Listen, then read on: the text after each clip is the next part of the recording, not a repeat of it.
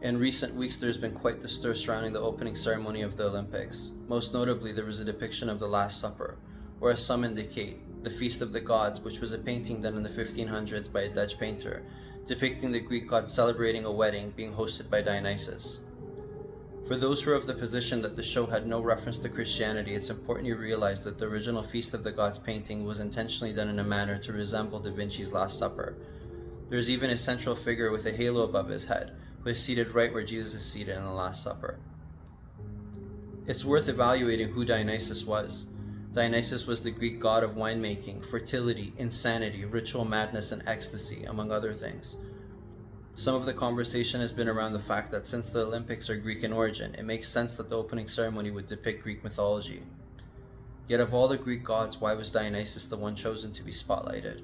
Why wasn't it Apollo, the god of music and poetry? Or how about Athena, the goddess of wisdom and courage?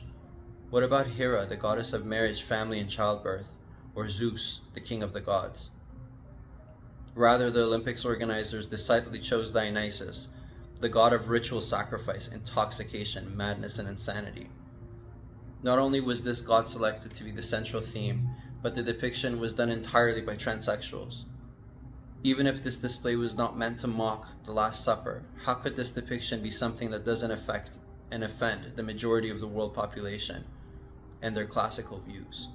The Olympics is a globally televised event where millions of people tune in live and hundreds of millions of people tune in afterwards, and a huge chunk of that viewership is young children.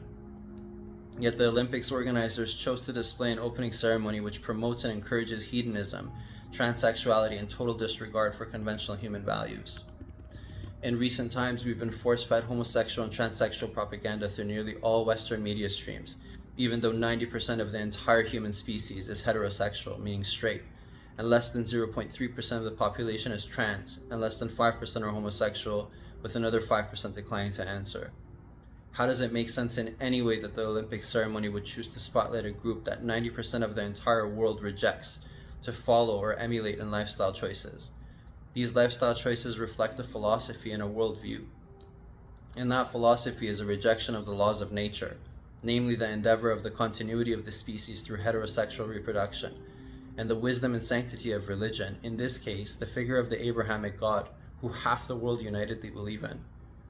In the last decade, the Western politicians have been proclaiming that trans and homosexuals deserve respect. Yet in this Olympics opening ceremony, that same group chose to disrespect 90% of the world at once, through the displays and values and behaviors that are shunned by all others. Why were the Greek gods portrayed as transsexuals, when none of them, according to Greek mythology, were trans? Why was the god of indecency, degeneracy, and corruption chosen to be spotlighted? And why was the president of France in total support of this program, where he's elected to represent the values of the population that he serves? Why did the leaders of the Olympics organization not have any objection to the creative direction being taken? And where was the Pope in all of this? How come it took him a week to speak out, and when he did, why was it in such non-specific, ambiguous terms? There definitely seems to be a theme here, and a theme seems to indicate that there is an agenda. Now, who is behind it and what their vision may be are questions that are really worth asking.